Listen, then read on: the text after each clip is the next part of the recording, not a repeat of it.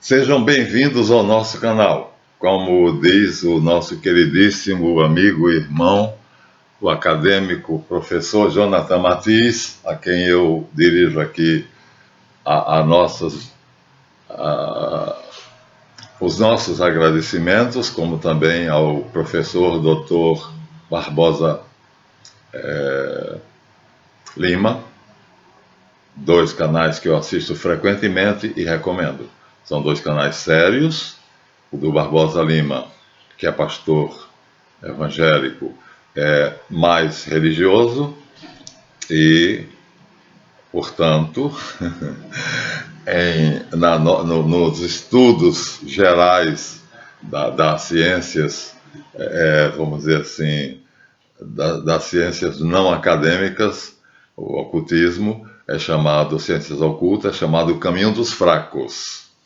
E o Jonathan Matias, através dos estudos da ciência acadêmica, né? Então, e outros, que alguns, a maioria são incapazes, seguem as ciências ocultas. O dele é acadêmico, é neutro, é no meio, o caminho do meio. Então, Barbosa, o professor Dr. Barbosa Lima, segue o caminho dos fracos, o das religiões. Há um caminho médio, que é o dos acadêmicos, e geralmente eles são ateus ou agnósticos. E o caminho do ocultismo, das ciências ocultas, esoterismo, misticismo, cabala, se chama Caminho dos Fortes. Esse é o motivo desse livro, que eu mostrarei agora para vocês as figurinhas, como é o meu costume. Então, nós tínhamos dito no vídeo anterior, né, fizemos uma revisão e falei muito de mim, mostrando que eu desenvolvi certas capacidades extrasensoriais, que o primeiro médico que percebeu que eu estava emagrecendo muito, que eu estava tendo visões, eu fui lá e ele me deu uma licença. E depois que me examinou, e eu disse a ele o que é que eu fazia, o que é que eu via, o que é que eu sentia, ele disse que eu estava esquizofrênico. Então, só quando depois encontrei o Dr. Robson Rocha Mota, que foi o meu psiquiatra, ele era apenas médico perito do INSS, Tong Viana Ramos, ateu. Mas, então, para ele eu estava esquizofrênico, ele não via o outro lado, para ele só existia esse mundo, essa realidade. Portanto, pragmático, objetivo, materialista.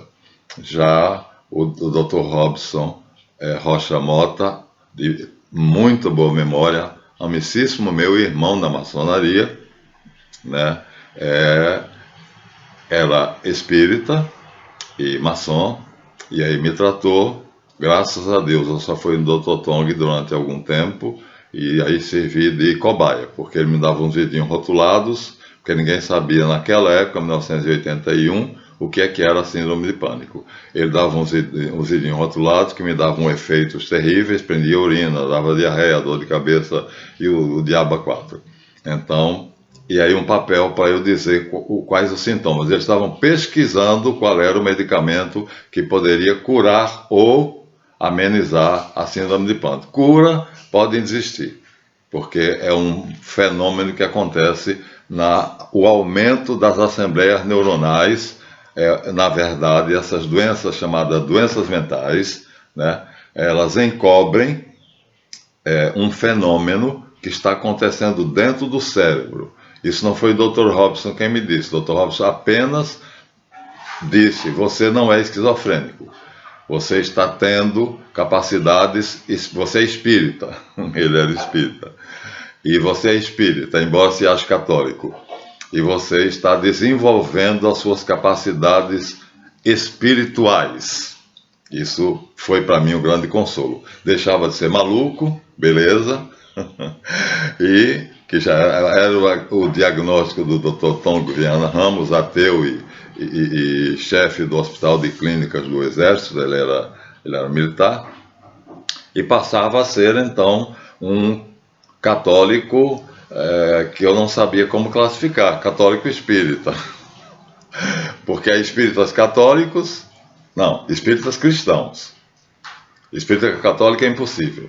Porque o espírita crê na reencarnação e o católico na ressurreição. São inconciliáveis. Agora, há espíritas cristãos, porque há cristãos que não acreditam na ressurreição, né? E existe, nem acreditam que Jesus é Deus, e existem espíritas que creem em Jesus Cristo. No caso do terreiro, ele é chamado de, como é que é o nome? O maior de todos os outros, Oxalá, que no nome completo é Orixalá, filho do céu, Olorum. Eu fiz 5 anos de aulas práticas e teóricas com meu irmão Marlito, né, que incorporavam Preto Velho, pai José de Angola. Na verdade, ele me trouxe um conhecimento imenso. Foram 5 anos em que nós nos obrigamos a eu passar o conhecimento esotérico para ele, as ciências ocultas, que ele sabia muita coisa, mas dentro de outra visão. Ele estudava como Marlito, como pessoa física como eu, ele estudava esse tipo de ciência, mas estava muito lá no comecinho, e eu estava muito na frente. Agora, nas ciências de terreiro, ciências da magia de terreiro, candomblé, umbanda, omolocô, macumba e tudo isso aí, ele entendia o tanto quanto eu entendia de ciências ocultas, que divide-se em 2 partes, esoterismo e misticismo. Então, eu estudei ambas. Esoterismo é aquilo que é técnica, pode-se aprender. Então, a magia é prática e tem resultados efetivos. Como eu disse no vídeo anterior, né, acabamos de fazer domingo passado uma hipnose a uma médica que é minha paciente, e a Covid afastou muitos pacientes dela. Veja, ela é médica e tem pacientes. E eu sou médico dela e paciente dela, com as minhas ciências, que eu chamo de qualidade de vida. E então, o que ela quer é que eu, depois de ter curado síndrome de pânico que ela tinha, também eu curei a minha própria junto com a doutora Ana Lúcia Marques Festa. Dr. Tong ateu disse, você é maluco, beleza, esquizofrênico, mas ainda bem que é manso, porque esquizofrênico mata a quem ele mais ama, né? Já disse isso aqui. Infelizmente, tem uma pessoa da família que é esquizofrênica. Então, já o Dr. Robson, o Dr. Tong me deu o laudo para eu ficar encostado, é assim que o povo diz, sob benefício, durante 6 meses, e depois renovou de 1 ano, mas aí já foi chamado para Brasília, e o Dr. Robson Rocha Mota, que aí era maçom e espírita, disse, você não tem nada de esquizofrênico, eu vou te explicar o que é, você é espírita, e aí você vê o mundo dos espíritos. Respirei aliviado. Ainda estou falando de mim, estou pegando ainda o link do outro vídeo. Aí já foi melhor. Aí ele me tratava como uma pessoa normal, mas dizia, você é paranormal. Quer dizer, dentro da ciência, você é paranormal. Você tem uma capacidade que a ciência chama de paranormalidade e nós chamamos de espiritismo. E vou lhe tratar, vou te dar uns remédios que vão amenizar. Isso não pode ser tirado, não pode ser cortado. Não há remédio que corte isso, porque o poder da mente é superior a qualquer droga. Ele neutraliza, mas ele ameniza. Então, seu cérebro ele está sofrendo um tipo de desequilíbrio neuronal e todo o seu sistema nervoso neuroglandular é atingido. Isso foi, para mim, o começo da cura. O Dr. Robson foi para o Paraná, devido a problemas familiares, particulares, que eu não vou citar aqui, muito meu amigo, e voltou para Caxias. Está em Caxias e não encontrei ainda, mas minha filha, que tem a esquizofrenia, que eu curei de uma psicose, graças a Deus e aos nossos conhecimentos, ela o encontrou e ele foi quem deu o laudo a ela, né? Psicose dissociativa. Graças a Deus ela está curada disso. Ficava que nem um cadáver, morta. E aí eu tirei ela daquele estado, fui reduzindo até ela hoje não tem mais essa crise, mas apareceu por trás dessas psicose havia uma esquizofrenia. Então, aí fui para a doutora Ana Lúcia Marques Festa, uma maravilhosa psiquiatra que estuda ciências ocultas, estudiosa, que aí disse para mim, claramente para mim, que eu não era nem espírita, e o catolicismo era uma opção minha, mas de qualquer maneira eu não estava bem, porque o Dr. Robson não sabia ainda, estavam testando ainda, já tinha alguns medicamentos na praça, mas esses medicamentos eram muito fracos. Ela disse, agora nós temos um medicamento que foi descoberto, que é o Paxtrate hoje, né? E aí ameniza muito os sintomas, quando você vai ter que tomar um de manhã e um de noite, e eu cheguei a tomar, comecei com 0,5, 5 miligramas, não, 0,5, 5 miligramas, depois 10, né? Depois 20, 30, 40, que foi a que estabilizou. Aí eu pude sair e aí agir normalmente. Então a ela devo esse primeiro momento que durou 7 anos. Depois tive uma reincidência, isso foi em 81, em 92 eu tive uma reincidência e já fui para ela. E aí ela me explicou claramente, ela já sabia o que eu fazia, eu mandava pacientes para ela, mandava pacientes para mim e nós agíamos juntos. Como é que diz, havia um entrosamento entre nós. Ela me chamava meu colega, meu amigo, nunca me chamou de paciente, meu paciente. A ela, meu abraço, um beijo carinhoso e respeitoso. Ela agora está no meio, nós perdemos aqui em Caxias a melhor psiquiatra que havia no nosso meio. Na época ela atendia pelo Unimed. Então, dito esse introito, agora vamos entrar no assunto do vídeo que eu anunciei no vídeo anterior. Nós vimos as bodas de Caná. O nosso livro guia é esse, Sinopse Evangélica, que tem os 4 evangelhos juntos, como as pessoas dizem normalmente, Mateus, Marcos, Lucas e João, né? Aqui só tem os evangelhos. Tem a sinopse epistolar, que tem as cartas. Então, a sinopse evangélica tem os 4 evangelhos, e a sinopse epistolar tem as cartas. Epístola é cartas. Então, nós estamos seguindo aqui a vida de Jesus, porque aqui nós estamos no Guia dos Perplexos, nós estamos fazendo agora o curso de Tarosofia acabou e nós agora estamos explicando a Bíblia, que no fim das contas está fazendo uma mistura entre as duas, já que para mim ciência e fé são iguais. Então, o primeiro milagre de Jesus. Vou reler porque já tem muito tempo. Está em João, capítulo 2, de 1 a 11. 3 dias depois de encontrar os primeiros discípulos, aqui antecede o encontro com os futuros discípulos, está aqui dito claramente, na página de cá, as páginas estão soltando, então eu vou aproveitar e chegar perto de vocês. Encontro com os futuros discípulos, está vendo? Ó? Então, ele chama os primeiros discípulos e na página do lado de cá está o primeiro milagre, que é as bodas de Caná. Ele transforma água em vinho, o primeiro milagre. Nós já estamos aqui, ainda estamos no começo da vida dele, mas ele já está na vida pública, já está mostrando quem ele é. E aí o problema é esse, né? Quem é Jesus Cristo? Diz assim, então, João, capítulo 2, versículo de 1 a 11. 3 dias depois de ter encontrado os primeiros discípulos, Pedro, Tiago, João, Filipe e Natanael, celebrou-se uma festa de núpcias em Caná da Galileia. Galileia dos gentios. Era o lugar pobre, era a zona norte da Palestina, vista como a Paraíba.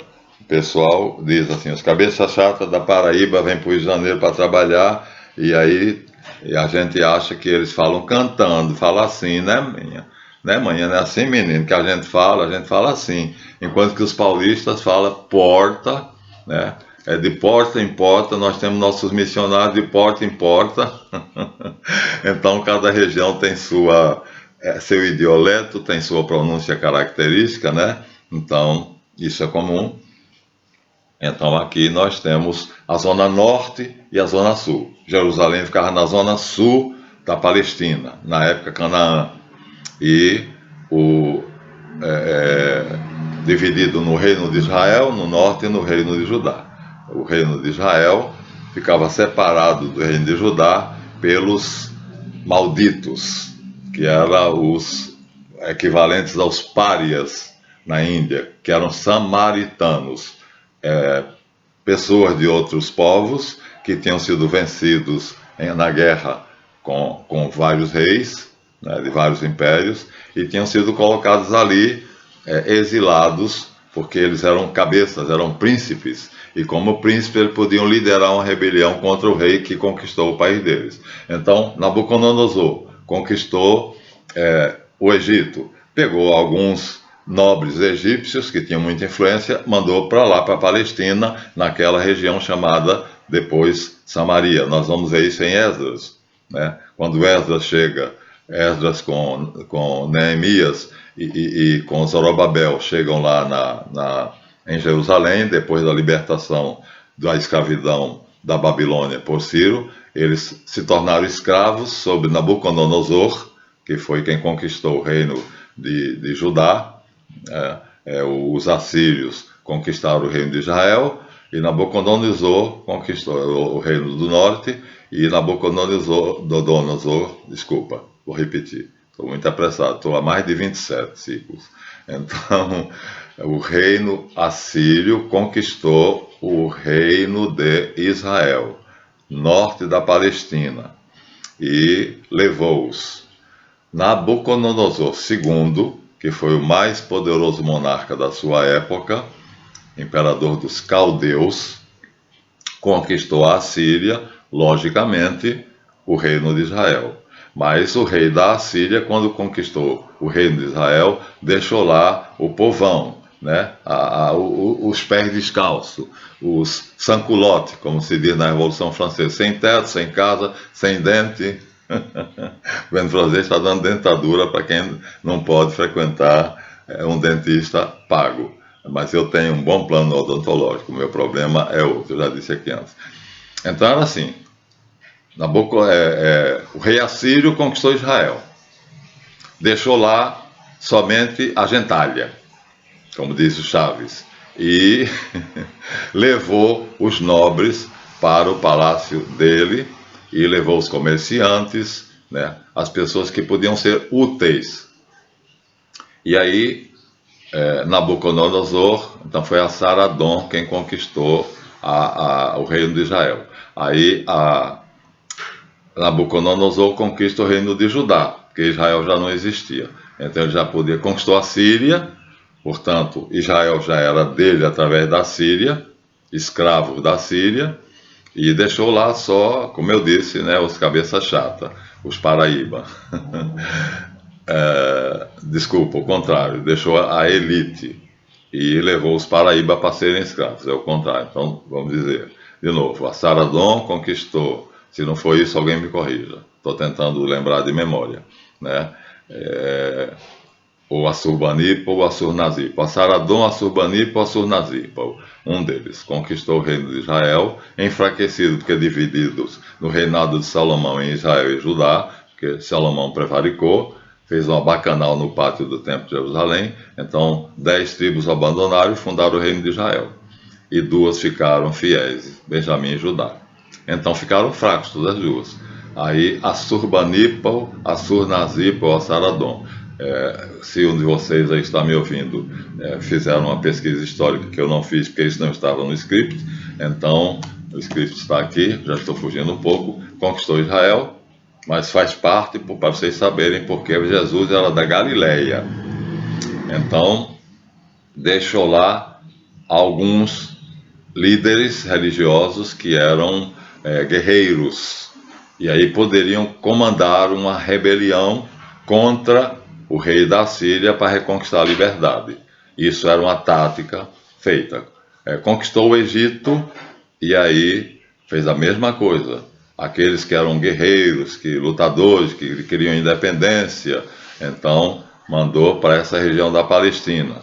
E aí quando Nabucodonosor conquistou o reino de Judá. Aí o reino de Israel era, portanto, um reino que tinha somente alguns guerreiros que foram privados de muitas coisas e taxados com impostos pesados para não conseguirem fabricar armas. Eles tinham apenas o que comer, quer dizer, tomavam todas as providências e foram chamados samaritanos. Então, Israel, o reino de Israel, passou a ser Samaria, né? Os samaritanos. E aí ficou só o reino de Judá, governado pelos descendentes de Salomão. E aí veio Nabucodonosor, conquistou Assaradom, Assurbanipal, o Assurnazipal também já tinha conquistado o Egito. Aí veio Nabucodonosor II, ninguém fala que é o segundo, porque o primeiro começou, mas a obra dele foi pequena. Ele não conseguiu conquistar a Síria. Nabucodonosor conquistou a Síria, portanto, o Egito e o reino de Israel.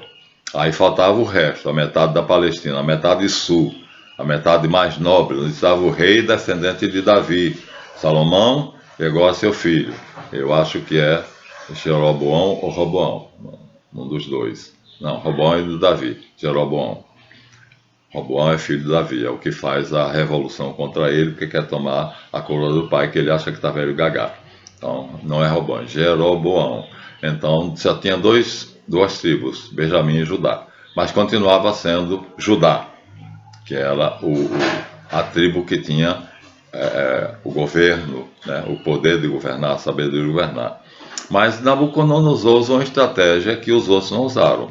Deixou os guerreiros lá, mas trouxe a elite para a Babilônia.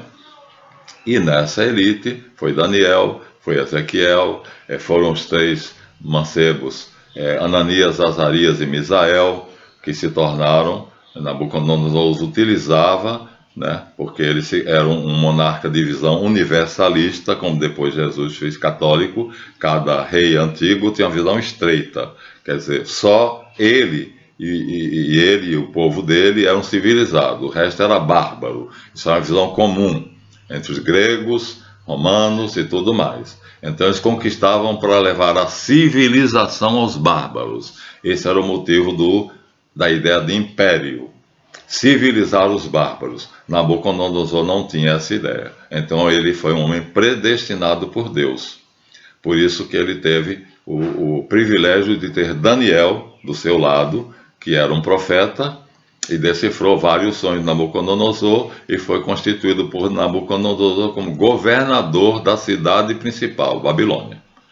E havia outras cidades que tinham outros governadores, nas quais ele colocou nobres judeus para governá-las, porque ele sabia que esses nobres, seguindo a Torá, a lei de Moisés, eles eram extremamente, seguiam uma moral rígida, o pacto do Sinai, o código deuteronômico, eram honestos e não roubavam ele, enquanto os outros povos eram ladrões. E então aí ele tinha agora um governo mais seguro, onde ele sabia que o palácio recebia tudo aquilo que os escravos fabricavam, produziam, agricultura, pecuária, comércio, porque é administrado pelos judeus, que seguiam a Torá, a lei. Então, aí os judeus passaram a ter prestígio, mas sempre olhados um pouco de lado, porque tinham sido conquistados, um povo conquistado. Mas o profeta Daniel chegou a ter uma fama tão grande que a fama dele se espalhou pelo mundo da época. Quando Ciro, o persa, conquistou o Império Caldeu, que aí já incluía, veja, Nabucodonosor era caldeu, ele tinha conquistado os assírios tinham conquistado o Egito. Logicamente, ao Ciro conquistar os caldeus, ele leva junto com ele a Síria e aquilo que os assírios conquistaram, os egípcios e o reino de Israel, e o reino de Judá. Então, a Palestina toda. E aí, mas ele tem uma visão universalista.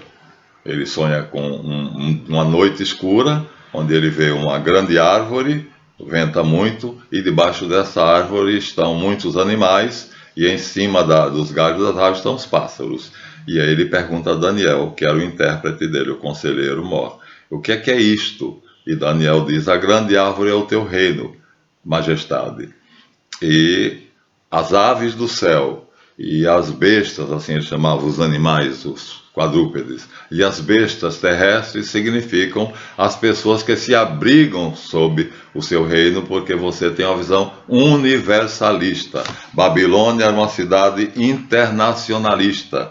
Todo mundo, quem quisesse, podia sair do seu lugar, se fosse livre, fosse escravo não, ir para a Babilônia se soubesse algo. Um ferreiro ia para lá e lá alugava uma lojinha e lá fazia as suas ferraduras ou as espadas ou fosse o que fosse. Se fosse um comerciante, alugava uma lojinha. Em suma, todo mundo podia ir para lá. Não é como os Estados Unidos, por exemplo, que, digamos, seria a Babilônia de hoje, né? Mas só que os Estados Unidos não tem essa condição, porque a Babilônia tinha muita terra. Imagina você, Egito, Assíria, Palestina e várias outras nações. Então era muita terra, né? Nabucodonosor era considerado o predileto de Nebo, que era um dos grandes deuses do panteão babilônico, mesopotâmico. Então, ele com essa visão universalista conquistou muita terra, mas Deus determinou que os judeus já tinham sofrido o suficiente. Então, 7 anos de escravidão, 40 anos no Egito de escravidão e 7 na Babilônia. E aí o tempo cumpriu-se, os profetas tinham dito, tanto Isaías quanto Jeremias, que depois de 7 anos, Isaías disse que seriam libertados, Jeremias disse que seriam libertados. Mas foram libertados por Ciro, o persa, que era da nobreza da Média, que era um país vizinho, a Média, e ele terminou se tornando rei da Pérsia, e aí conquistou a Média e criou o Império Medo-Persa, que era temido. Nabucodonosor tinha medo dele que se cagava, desculpa o termo. E aí tinha razão, porque Nabucodonosor era muito forte, tinha um exército muito grande, porque ele conquistou muitos povos e obrigava os soldados desses povos a servirem ao seu exército, mas Ciro era muito forte e tinha uma proteção maior do que a dele. Ele era o preferido de Nebo e Ciro era o preferido de Zoroastro, ou Zaratustra, que é recomendado no grau 33 da maçonaria como sendo a religião ideal. Que a estátua da liberdade é Mitra, o Messias, o Cristo da religião persa, que tem Zaratustra como Deus, Mitra como o Messias, assim como nós católicos temos Javé, o Pai, Deus Pai, como Deus, está errado, é El.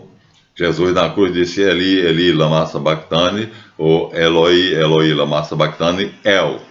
Eli e é meu, é um sufixo, meu El, Eli sabachthani, porque me desamparaste. Então Jesus, sendo da tribo sendo da ordem de Melquisedeque, na qual foi introduzido pelo batismo no Jordão por João, que nenhuma igreja cristã diz isto.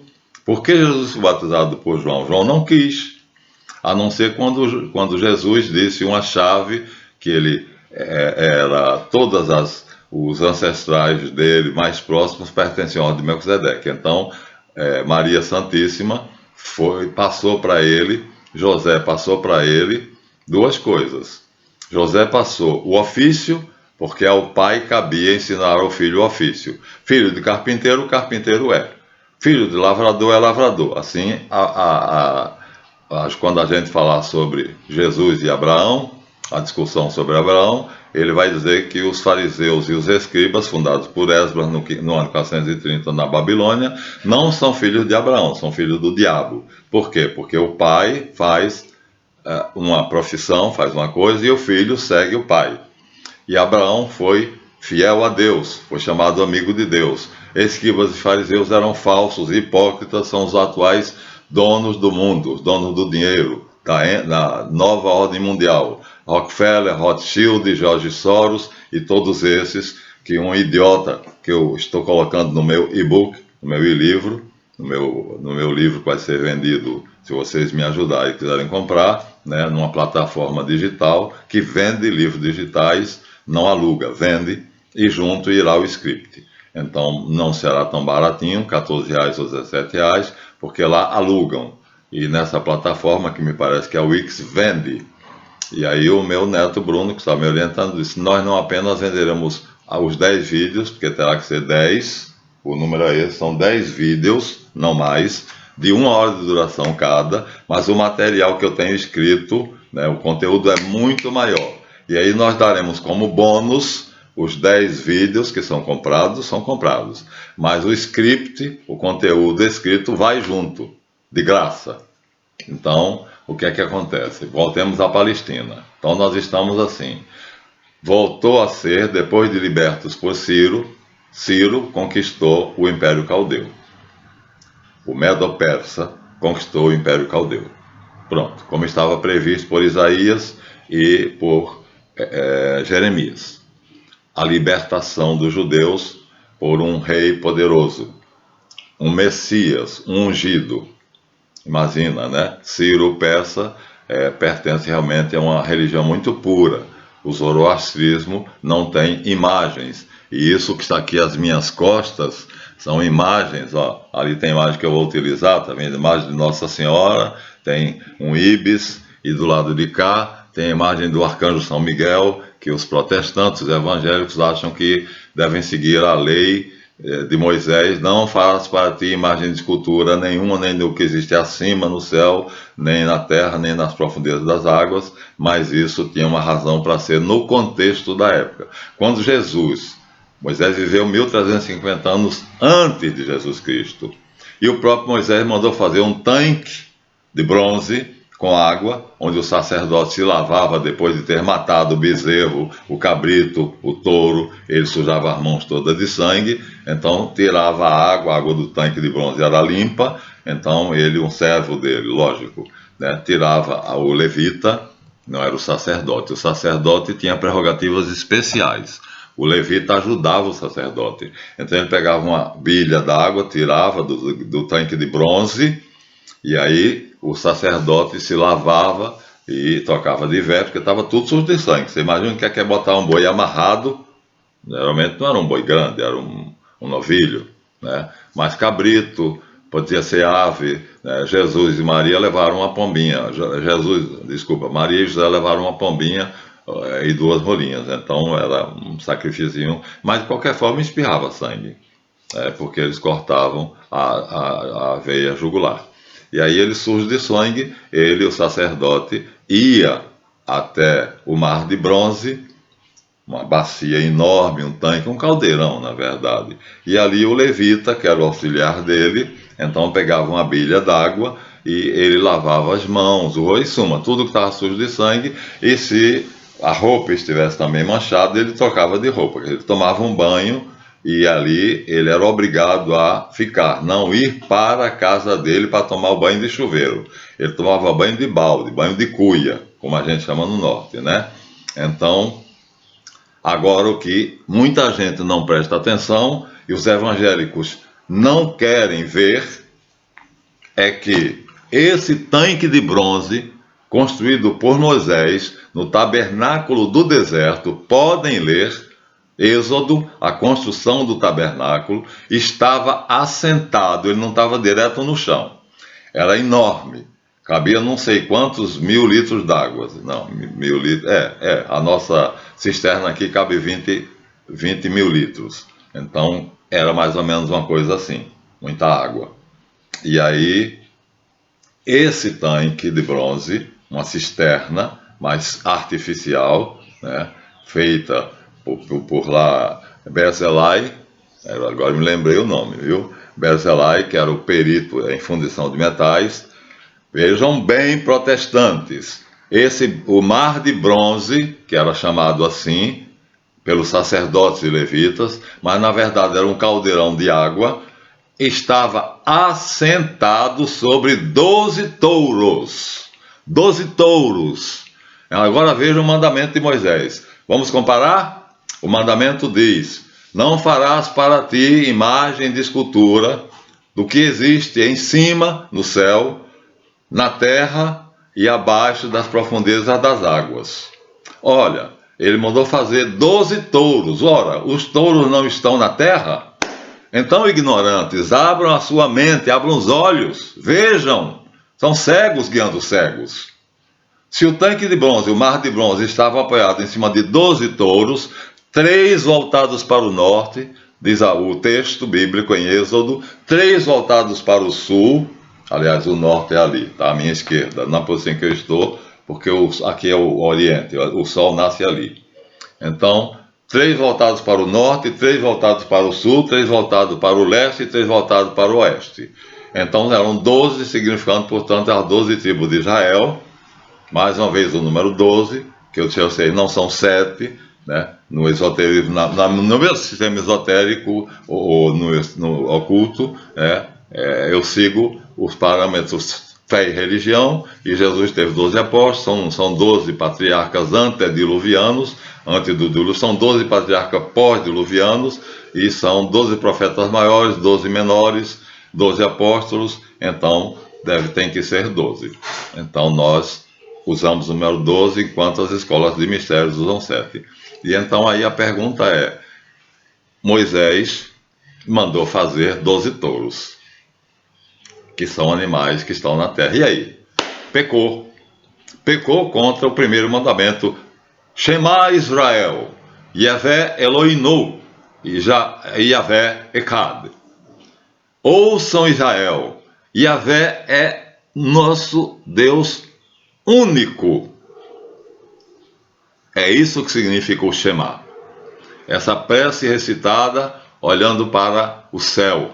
Enquanto que o egípcio olhava para o sol, a astolatria, o judeu era proibido disso pelos profetas e por Moisés pela lei, Torá, e olhava para o céu. Shema Israel, Yahvé Eloinu. Eles não pronunciavam Yahvé, Adonai. Yod, He, Vav, He não era pronunciado. A palavra proibida, a palavra perdida da maçonaria, Yod, He, Vav, He, Yahvé, vou mostrar a vocês como se escreve na sequência, então vou ter que ser rápido, já são 37 minutos, meu Deus, como o tempo corre. Então, Adonai Eloinu, Adonai Echad. Ouçam Israel. No original é Yahvé é nosso Deus, Yahvé é o único. Não farás para ti, diz o mandamento complementando, imagem de escultura, porque diz Deus a Moisés: você viu alguma figura quando eu falei contigo? Não, mas quando ele falou com a sarça ardente, ele percebeu que lá dentro tinha uma figura brilhando, que era um anjo. Yahvé é um anjo, né? Agora, Deus Todo-Poderoso, o Aim, não tem forma, ninguém nunca viu Deus a não ser o Filho único que está no seio do Pai, diz João. Então, e mandou fazer a Arca da Aliança. A Arca da Aliança era toda de madeira de acácia, recoberta de ouro, né? Aí mais uma vez Bezalai foi fazer, que ele era mestre fundidor de metais, fundiu bronze para fazer o mar de bronze, e os carpinteiros fizeram a arca em madeira de acácia, e ele recobriu com a camada de ouro, e mandou fazer 2 imagens de ouro puro de querubins. O que são os querubins? São os 4 animais que estão diante do trono de Deus. Está aqui, ó. Então muita gente acha que são aqueles anjos vestidos, homens com vestes brancas e com asas de águia. Não, aqui está um querube, ó. Um querube, aqui está, já mostrei várias vezes. Então ele mandou fazer 2 animais desse em cima da tampa da arca. E quando você vê hoje uma reprodução fantasiosa da Arca da Aliança, completamente mentirosa, você não vê isso. Você vê 2 homens vestidos de veste talar, é assim que se chama, um chambre de dormir dos antigos, e aí uma asa tocando na asa de outro. A asa esquerda do que estava de um lado do propiciatório, que era uma bacia, que seria o lugar onde o Messias sentaria, tinha uma asa voltada para baixo, onde ele apoiaria os braços, era um sofá. E o propiciatório, o lugar do assento dele, depois tinha um querubim, e um querubim com uma asa, tocando na asa do outro querubim que estava do outro lado. Eram dois bichos desse aqui. Imagina você a monstruosidade que era o que estava em cima da tampa da Arca da Aliança. Mentirosos! Cada vez eu fico mais perplexo, por isso que isso é guia dos perplexos. Vocês não têm, a maioria de vocês não tem a noção disso. Então não eram aqueles anjos, figuras bonitas, de rapazes belos, de bela fisionomia, com anjos e uma túnica que era um chambre de dormir do tempo dos nossos avós, que vai a camisola de cima a baixo, muita mulher ainda dorme de camisola. Então era isso aqui, ó, dois, um de um lado, outro do outro, no meio o propiciatório, com 4 pés, uma cadeira, né? E ali era o trono do Messias quando ele chegasse. Ele sentaria o bumbum naquela cadeira, e aí as costas, o recosto, seriam as 2 asas dos querubins, uma tocando no outro. Quer dizer, o da esquerda baixava a asa esquerda e servia de recosto para o braço dele. E as 2 asas que se tocavam, a de um no outro, o da esquerda tinha a asa esquerda como recosto do braço dele, e o da direita tinha a asa da direita como recosto do braço direito dele. E as 2 asas do braço direito do que estava do lado de cá e a do braço esquerdo que estava do lado de lá se tocavam, fazendo o quê? O recosto. Então era um sofá confortável não sei, que era de ouro puro. Tudo de ouro puro feito por Barzilai. Então era isto aqui. Isso é um querube, plural querubim. Então dizer 2 querubins, eu disse aqui uma batatada, uma estupidez. Porque um querube, 2 querubim. Aí a gente diz 2 querubins, é uma estupidez. Mas eu estou dizendo isso porque é a linguagem comum. Então uma asa, ó, tem 2 asas. Uma asa, ele está aqui, lá do lado dele ou cá está o propiciatório, que é um assento com 4 pernas. E nessas 4 pernas, que era uma cadeira, portanto, abaulada, quer dizer, como aqui eu estou sentado, anatômica, o bumbum do Messias, ele sentaria ali, quando ele viesse, era introduzido no trono, entraria no Santo dos Santos, e lá estava a Arca da Aliança. Ele sentaria, seria entronizado, o Messias, Mashiach, o Cristo, Christos, o Rei de Israel, e dali ele reinaria sobre toda a terra. Essa era a imagem comum. E Messias, Jesus disse que era o Messias carnal no vídeo dele, disse que ele nunca disse que era o Cristo, o Messias nunca disse que era Deus. Vamos provar aqui nesse vídeo, entre outras coisas, que ele disse. Mas era isso, ó. Não farás para ti mais coisa. É ignorância por toda parte, é mentira, é engodo, é engano, é hipocrisia. Né? A gente fica de saco cheio e às vezes eu me empolgo. Então, era isso aqui, em cima da Arca da Aliança, na tampa da Arca da Aliança. E 12 bois, que não eram desses, bois comuns. Então, um querube era o que eles achavam que estava no céu. 4 desses animais guardavam o trono de Deus, que não era só o propiciatório, era um trono. O Messias sentaria num propiciatório, que ali era um trono improvisado, com 2 querubim, uma à esquerda, uma à direita. As asas que se tocavam, já disse, repito, era o recosto, ele se acostava nessas asas que se tocavam, né? E as asas que estavam viradas para baixo era o descanso dos braços, era um sofá, um tipo de sofá, né, feito por Moisés, segundo o que Deus ordenou. Isto aqui é um querube. Em cima da tampa da Arca da Aliança há 2 querubim. E aí como é que fica, gente? Não farás para ti imagem de escultura nenhuma do que existe no céu. Ora, é dito na Bíblia que Deus cavalga os querubins que voam. Aqui ele está de asas. Então, é um ser celeste. E onde fica o mandamento, não farás para ti imagem nenhuma de escultura do que exista no céu, Aqui está uma imagem de escultura do que existe no céu. Estava sobre a tampa da Arca da Aliança. Quem mandou fazer? Moisés. O mesmo que recebeu o mandamento que disse: não farás para ti imagem de escultura. Mas o segredo está no complemento do mandamento: não as adorarás. A proibição não era fazer a imagem de escultura. Por isso está ali, ó, a imagem de Nossa Senhora Aparecida, Nossa Senhora de Fátima. Aqui está a imagem do Miguel Arcanjo. Ninguém adora aquilo ali. Só os católicos estúpidos. E os protestantes estúpidos, tanto quanto os católicos estúpidos que adoram imagem, acham que não se pode fazer imagem. E aí renegam aquelas imagens e acham que aquilo ali é coisa do diabo. Bom, é erro por todos os lados. Nosso canal tem um compromisso com a verdade. Então aqui, tá, 2 querubins. E no tanque de bronze, no mar de bronze, 12 bois. Então havia, Moisés mandou fazer imagem do que havia acima no céu, está aqui, né? Era semelhante a essa, que eles importaram dos assírios e caldeus, e nem imagem do que exista na terra, e aí nesse caso, como não fazer a imagem que existe na terra, você tinha 12 bois sustentando o mar de bronze. Bois, comum, vaca.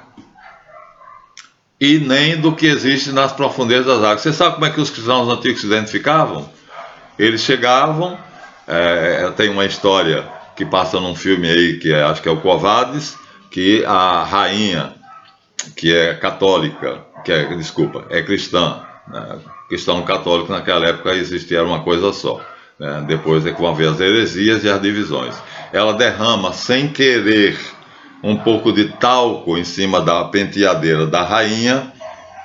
A rainha olha para ela e o que é que ela faz? Ela, com o dedo, ela desenha um peixe no talco, com a ponta do dedo. A poeira do talco, vamos imaginar, de maisena, que é o mais parecido, né? Parecido isso com cocaína, mas era um talco. Ela desenha um peixe, está aí. Está o quê? Descumprindo a lei? E aí vocês veem que é tudo ignorância. Não farás para adorar. O católico que adora uma imagem é estúpido. O umbandista e o candomblessista adoram as imagens. Então a religião deles é inferior. São ignorantes, coitados. Vamos orar para que eles cheguem à luz e percebam que só se adora a Deus Todo-Poderoso, Pai, Filho e Espírito Santo, e a Jesus Cristo, que é a encarnação do Verbo, ou seja, o Filho de Deus. Então, o curioso é esse: não as adorarás. É aí que está. Então, nós podemos fazer a imagem? Sim, podemos. Não podemos adorar. Então, vamos continuar agora com a nossa... O Papa sabe disso, tanto assim que aqui, ó, nós temos, já mostramos várias vezes. Na mitra papal nós temos a figura dos querubins isolados. A águia e o touro separados aqui. A cabeça de homem, as asas de águia, o corpo de leão e as patas de boi. Então, para nós católicos isso não é problema, porque nós não adoramos. Aqui está na mitra papal, é um enfeite. Então... Aí, Jesus Cristo, na sua época, quando alguém perguntou: mestre, qual é o maior mandamento? Ouve, Israel, nosso Deus é único. Adorá-lo-ás com todo o teu coração, de toda a tua mente e com todas as forças do teu ser. Este é o primeiro e maior dos mandamentos. Ele não cita: não farás imagem de escultura. Por quê? Porque isso pertencia a um contexto da época de Moisés. Moisés, tendo saído do Egito, onde adoravam as imagens de escultura, vou mostrar aqui o que me deu de presente, eu vou me movimentar, viu? Uma aluna minha foi para o Egito e de lá, numa casa de lembrança, de souvenir, ela trouxe esta, entre várias imagens, a Enéade egípcia, ou seja, o colégio dos deuses. Eram 9 deuses. Esse aqui é Anubis, o deus chacal. É aquele que recebe a alma do morto assim que ele morre, para depois ser pesado por Thoth, que é simbolizado aqui por este ícone, e que eu tenho na minha parede, o retrato eu mostrei para vocês. Então aqui são 2 imagens. O Ibis existe nas margens do Nilo. Assim como existem garças e patos e cisnes, então existe o ibis, né? Então muita gente confunde com a garça, não é uma garça, é um ibis, é diferente, viu? Então isso aqui que me foi apresentado pela minha esposa, né, que eu disse a ela, não é não fazer a imagem, é não adorar. Então aqui está uma imagem de um ibis que simboliza Thoth, um sacerdote que foi deificado, foi divinizado. Aqui Anubis, um anjo que eles imaginavam que tinha essa aparência, imaginavam, mas adoravam, né? E adoravam Thoth. Então o ibis para ele era uma ave sagrada. E como Hathor, a deusa vaca, tinha cabeça de vaca, adoravam a vaca. Então ninguém comia carne de boi no Egito, por quê? Só o carneiro, tá? Porque a vaca, o boi era sagrado. Então eles adoravam tudo como se fosse Deus menos Deus, diz Heródoto, grego, né? Historiador grego diz. Os egípcios adoram todos os deuses menos Deus. Então os gregos já tinham uma noção mais perfeita. E aí escandaliza a minha esposa ver essa imagem, mas é apenas um souvenir, uma lembrança, como a imagem de Thoth, né? Quer dizer, o Anubis ali e Thoth, e aqui seria outra imagem de escultura dada por um sobrinho meu, né? Que veio de Recife, passou 2 anos lá como militar e trouxe aqui Durga Devi. Durga Devi é a mãe de todas as deusas, é a deusa mãe. Então equivaleria mais ou menos, se fizermos uma comparação, a Nossa Senhora, a mãe. Então aqui está a mãe dos hindus que a adoravam. Então é diferente. Nós temos respeito, um respeito profundo por esta que é a suposta imagem descrita pelos pastorinhos que dizem que a viram, de Nossa Senhora de Fátima, da Senhora que apareceu. E esta outra é a imagem que foi encontrada, pescada pelos pescadores, está de manto, mas o manto pode ser tirado, eu vou tirar o manto, e aqui está somente a estátua, né? Ela tem um manto em si, e então a coroa foi posta depois, a coroa não foi encontrada junto, né? Foi posta depois, então foi pescada, a cabeça separada do corpo, mas eu não uso aqui para adorar, eu sou um católico convicto, eu sei o que é a minha fé, eu conheço a minha fé profundamente, mas eu sei que tem pessoas que são ignorantes e que a minha médica, a médica da qual eu sou, ela é minha paciente, né, quebrou uma estátua de São Jorge que deram ela de presente para proteger o consultório dela. São Jorge nunca existiu, né? Já mostrei a vocês em vídeos anteriores que São Jorge é a mitologização, a personificação de Javé, como é descrito no Gênesis 3. Aqui, veja, os hindus adoravam Durga Devi, que é mais ou menos o equivalente a Nossa Senhora da Aparecida e Nossa Senhora de Fátima. Adorar é proibido. Não as adorarás, diz o texto. Não adoro. Respeito, porque ela foi ela é mãe de nosso Senhor Jesus Cristo e está no céu, né, intercedendo por nós junto ao Filho. Eia, pois, advogada nossa, esses vossos olhos misericordiosos a nós volvei, e depois desse desterro, mostrai-nos Jesus, fruto bendito do vosso ventre. Não devo respeitar? Quando ela entra na casa de Isabel, sua parenta, sua prima, que está grávida, e ela sabe, por notícia, pela boca dos outros, mas Isabel não sabe que ela está grávida, porque esse segredo ela guarda. E é Jesus Cristinho. E a Isabel, cheia do Espírito Santo, diz: de onde me vem a honra, a graça de ser visitada pela mãe do meu Senhor? Adonai quer dizer Deus, seja Javé ou El.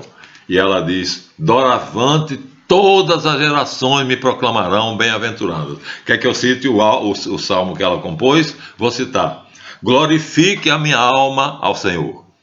Exulte meu espírito em Deus, meu Salvador. Tenho que me conter.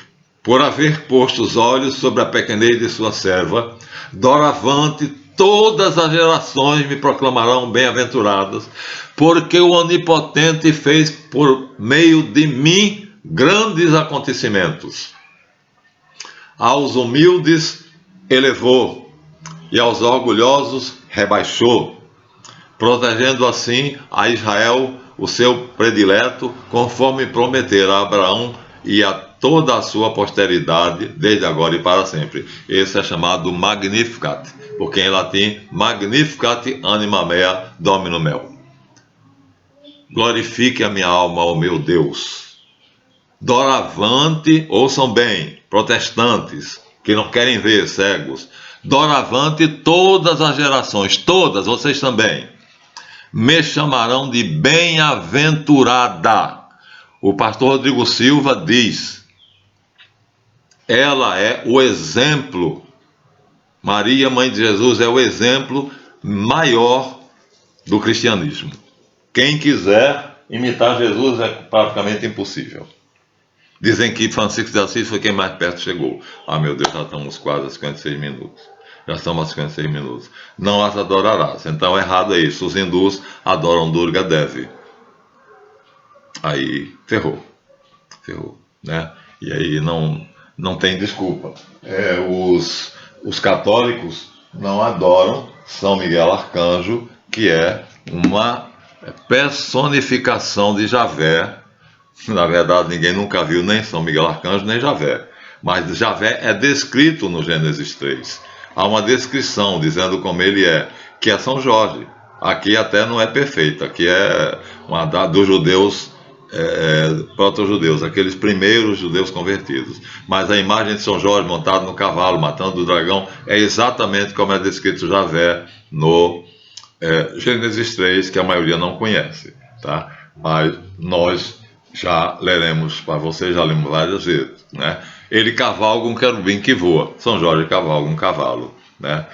E ele usa os anjos como seus mensageiros, os querubim, né? Os caribu. O caribu é um anjo, ele usa como seus mensageiros. Então, aqui está feita uma imagem de escultura do que está no céu, supostamente para o povo, São Miguel Arcanjo e São Jorge, que é mais conforme a descrição que Gênesis faz de Javé do que o que está aqui. Mas não adoramos. Mas a proibição não é de não fazer, a proibição é de não adorar. Não as adorarás. Isso só se viu para a época de Moisés. Por quê? Porque Jesus Cristo, quando vem, que perguntam a ele qual é o maior mandamento, ele repete: Shema Israel, Adonai Eloheinu, Adonai Echad. Este é o primeiro e maior mandamento. Então, continua sendo, ainda hoje. E nós adoramos ele. Nós, católicos. Ele é o único digno de adoração. O católico só adora Jesus. Mas tem respeito por Maria, por José, tem respeito por todos aqueles heróis da fé, como Francisco de Assis, patrono declarado pela ONU da natureza, da ecologia. Olha, a todo mundo reconheceu ele. Quer dizer, como ele é admirável, como ele amava a obra de Deus, e como hoje o homem deveria seguir os ensinamentos de Francisco de Assis, né, cuidando da sua própria casa, a natureza. Mas ele não é adorado. Ele é venerado. Ele tem um culto de dulia em latim, de veneração, de admiração.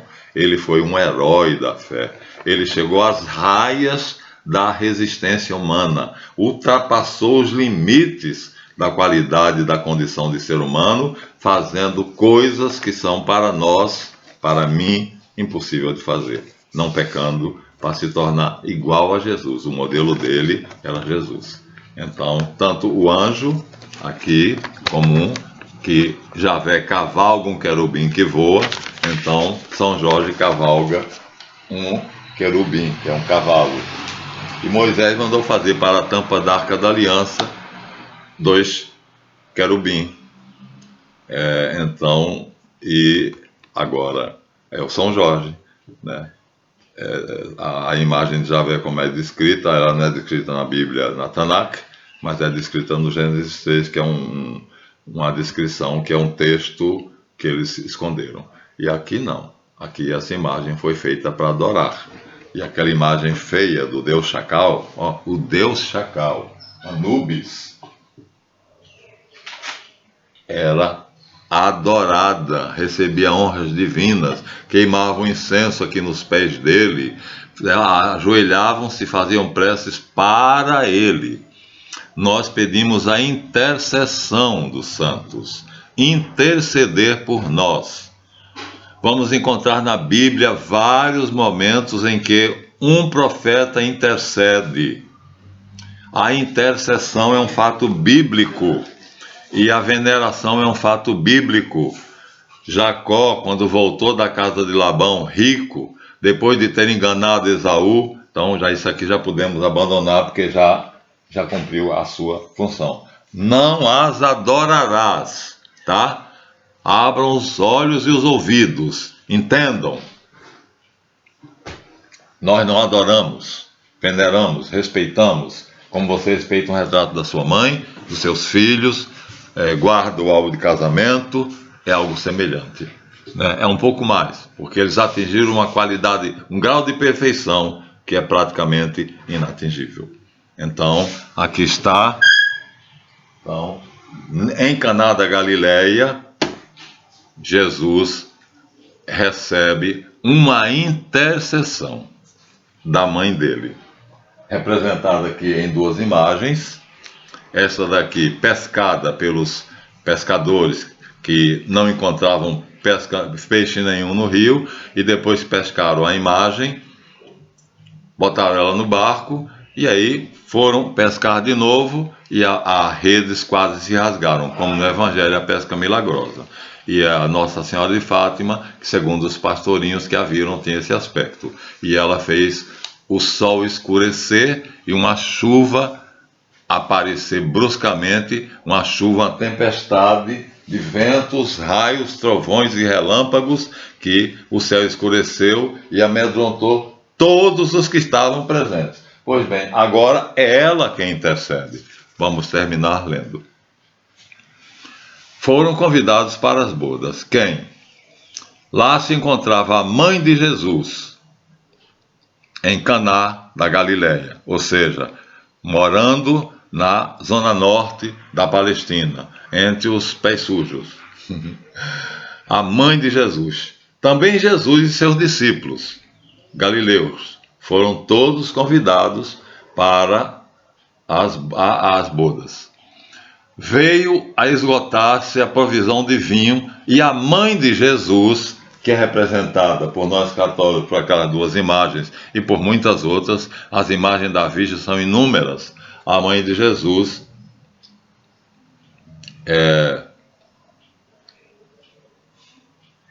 disse-lhe, foi para Jesus e disse-lhe: acabou o vinho.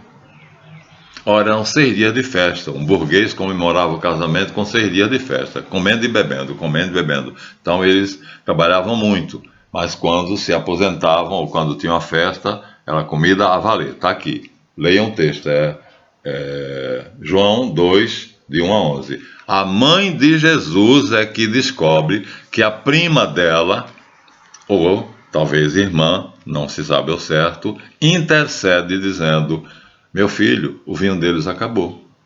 E aí Jesus diz assim: mulher, aqui é uma alusão a Eva, a mulher que pecou. E aí ele faz uma alusão, quer dizer, você é a mulher que não pecou. Portanto, isso é um elogio. Eva foi substituída por Maria, a pecadora por aquela que é santa, pura, sem pecado. Porque da carne dela será construída a carne de Jesus. Não merece nossa devoção? Sim. O Senhor fez em mim maravilhas, portanto, a partir de hoje, todas as gerações me proclamarão bem-aventurada. E ela vai interceder, como vai interceder por nós, se você pedir, acreditar e pedir a ela. Ele não tem vinho, acabou-se o vinho. No terceiro dia da festa, e aí Jesus disse: mulher, Quer dizer, Eva perdoada e nascida sem pecado original, ou seja, nunca pecou na vida dela, por causa de Jesus, pelos méritos de Jesus. O dogma da Imaculada Conceição diz, em virtude dos méritos de Jesus, cuja carne seria a carne de Maria. Ele, como bebê dentro dela, se alimentava do sangue dela. Se ela fosse pecadora, o pecado estaria no sangue. E o sangue que alimentava Jesus seria o sangue do pecado. E ele seria pecador. E Jesus disse, nunca pecou.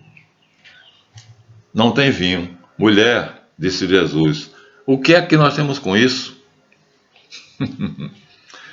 Ainda não chegou a minha hora. Qual era a hora que ele se referia? A transmutação do vinho em sangue dele na Santa Ceia. Transubstanciação. Aqui é a água que ele transmuta. É diferente. Transubstanciar é uma coisa e transmutar é outra. Aqui ele transmuta. A água se torna de fato vinho. Como Moisés mandou Arão tocar com o cajado as águas do Nilo, e elas se transmutaram em sangue. Ficaram sangue durante 7 dias. O Egito sofreu de sede. Aqui ele transmuta. A água se torna vinho. Isso é transmutação. Aí ele disse, ainda não chegou a minha hora de usar esse poder, de mostrar que eu tenho esse poder sobre a natureza, a substância. Eu controlo, eu mando na substância de todas as matérias. Ele vai fazer na Santa Ceia da Quinta-feira da Paixão, quando ele transubstancia, quer dizer, o exterior tem a forma que tinha antes, mas o interior, a substância, é transmutada no corpo dele. Pura informação. Então, ela disse àqueles que serviam, façam tudo o que ele lhe mandar. Olha, ele disse que não fazia. O que eu tenho a ver com isso? O que nós temos a ver com isso? Eu não tenho nada a ver. Não chegou ainda a hora de eu mostrar que eu tenho esse poder de modificar a informação, o nômeno que causa o fenômeno. Só lá na Quinta-feira da Paixão eu farei isso. Ela fingiu que não ouviu. Chamou o mestre de cerimônia e disse, olha, o que ele disser faça. Vá lá, perguntou ele, o que é que eu faço? E ele que tinha dito não, pela intercessão dela, que pediu pela prima, ele disse, tragam-me, havia, continua a leitura, os óculos estão escorregando, para ajeitar, estão ficando pouco, havia 12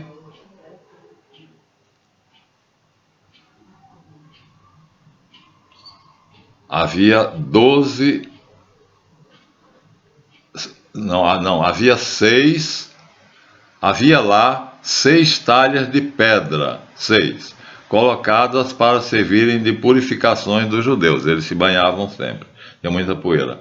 Cada uma delas podia levar 2 ou 3 metretas. Disse-lhe Jesus, Jesus agora manda o mestre de cerimônia, enchei as talhas. Ele disse que não faria, mas ela intercedeu pela noiva e pelo noivo. Pela noiva, que era a parenta dela. E aí ele cede. Quer dizer, Deus, Jesus Cristo, não queria fazer, ou supostamente não devia fazer. Não era o momento, isso não é a minha hora. Mas quando o mestre irmão chega, ele diz, encha as talhas de água. Encheu. O mestre encheu, e aí cada uma delas, disse Jesus, enchei as talhas, e eles encheram. E disse-lhes então, agora tirai daí e levai ao mestre Sala. E eles o levaram. O mestre Sala provou a água transformada em vinho. Não sabia de onde viera. Quem sabia quem viu o milagre. Ele, através da ordem, da palavra, da informação, ele mudou a substância da matéria. Transformou, transmutou. E o mestre Sala não tinha visto, não sabia. Eu queria estar lá para ver. Foi o primeiro milagre dele. A prova de que a palavra dele era capaz de transformar a matéria no que ele quisesse. A palavra, o poder da palavra. A matéria é informação. Esse é o assunto que nós vamos chegar. E disse ao esposo, todo homem serve primeiramente o bom vinho, E quando já os convidados estão embebedados, traz o vinho inferior. Você fez o contrário.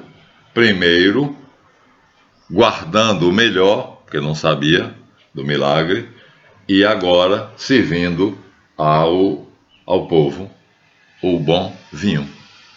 O que Jesus fez era mais saboroso do que o que já tinham bebido antes.